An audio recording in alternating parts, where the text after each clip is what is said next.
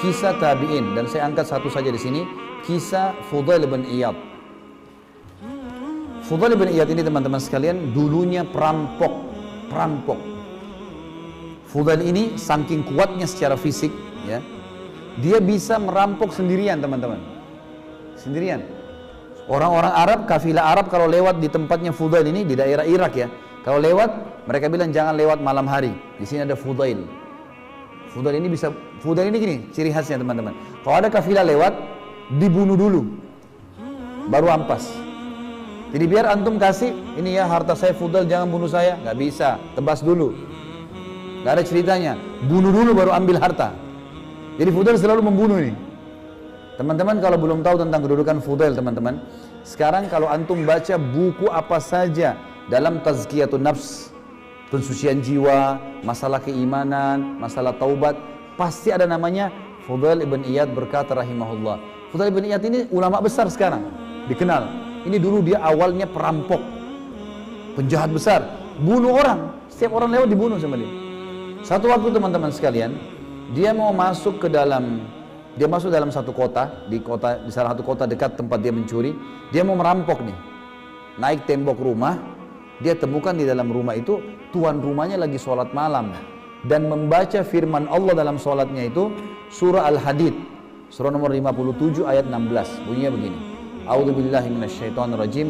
Alam ya'ni lil ladzina amanu an takhsha'a qulubuhum li dzikrillah wa ma nazala minal haqq wa la yakunu kal ladzina utul kitaba min qablu fatala 'alaihimul amadu faqasat qulubuhum wa katsir minhum fasiqun. Artinya, belum tibakah saatnya bagi orang-orang beriman itu untuk tunduk hatinya mengingat Allah dan kepada kebenaran yang telah turun kepada mereka. Ada Al-Quran, ada hadis Nabi, tinggal belajar, mati masuk surga. Itu maksudnya.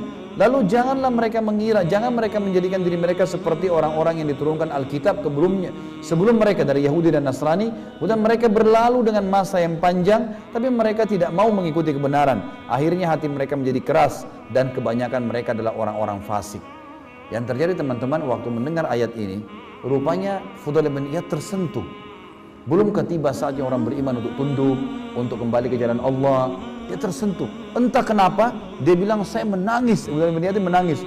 Turun dari tembok itu, enggak tahu mau kemana. Tengah malam nih, jalan sana sini mau kemana? Gelap, nggak ada penerangan lampu tengah malam. Dia lihat ada masjid, ya kita masjid gini, masih gelap. Masuk ke masjid. Dia nggak tahu, sholat nggak tahu. Penjahat ini dulu, nggak ngerti apa-apa. Masuk masjid, duduk depan mihrab, nangis saja. Waktu menjelang subuh, marbot masjid datang, masuk masjid, pengen nyalain. Zaman dulu orang pakai minyak sama sumbu ya, dinyala-nyalain supaya terang gitu. Kayak kita sekarang lampu. Gitu. Dia nyala-nyalain, si marbot ini dekat dengan mihrab, kok ada orang. Begitu dekat, Fudail bin Iyad, lari dia. Fudail bin Iyad lari. Dia lari keluar. Tidak berani masuk. Orang tahu Fudail bin Iyad ini pembunuh di masjid. Ngapain di masjid ini? Gitu kan. Ada orang-orang yang mau dalam sholat subuh datang semua. Kenapa? Ada Fudail di masjid. Tertunda sholat subuh. Tidak ada yang berani masuk.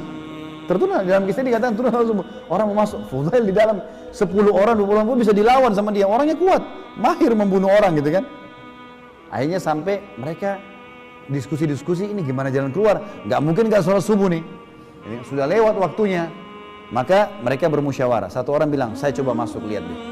Itu dia masuk, didengar baik-baik. Suara tangisan. Didekatin. Hai Fudail, ngapain kau di masjid kami? Gitu kan. Dan tidak pernah masuk masjid kan orang ini. Maka kata dia, saya taubat kepada Allah. Waktu itu dia ini marbot takbir, Allahu Akbar, Fudail taubat.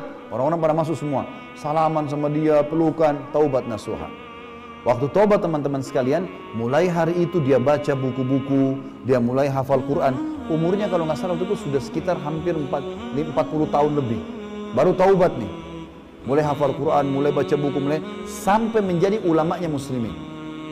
Fudail menjadi ulama muslimin dan terkenal kisahnya.